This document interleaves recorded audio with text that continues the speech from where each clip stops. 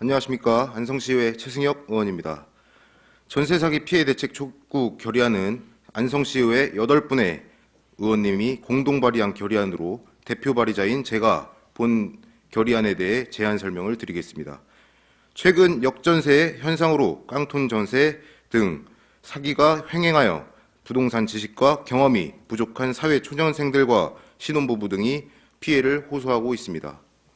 깡통 전세는 부동산 전세값이 부동산 매매값과 동일하거나 오히려 매수할 때보다 높을 경우입니다. 여기서 문제점은 전세 계약이 만료되었을 때 보증금을 돌려받지 못할 수도 있다는 것입니다. 특히 재산의 상당 부분을 전세금이 차지하고 있는 경우 전세금을 반환하지 못하는 상황에 처한다면 일상생활조차 어려워질 수 있으므로 신속하고 적절한 대책을 취하는 것이 필요합니다.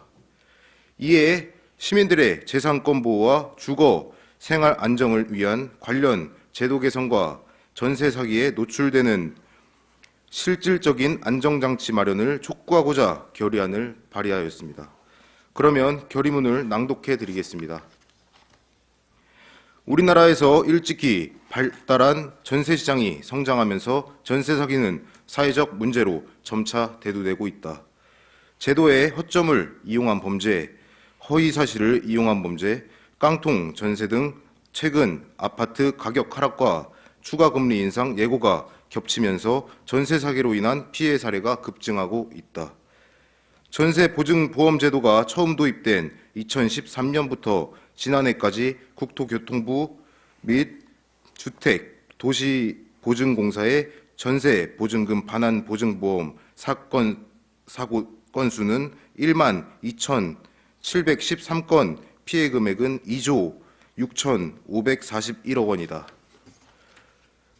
또한 피해 규모는 2018년 792억 원에서 2019년 3,442억 원, 2020년 4,682억 원, 2021년 5,790억 등 매년 꾸준히 증가하고 있으며 2022년 상반기 사고액도 4,279억 원으로 계속해서 증가하고 있다.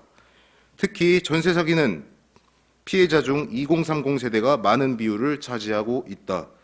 실제로 지난해 9월 28일부터 11월 30일까지 전세 피해 지원센터에 접수된 687건의 전세 사기 의심 피해 사례를 국토교통부에서 분석한 결과 연령별 피해자는 20대가 17.9%, 30대가 50.9%로 2030 세대가 68.8%를 차지했고 40대는 11.3%, 50대는 6.6%인 것으로 조사됐다.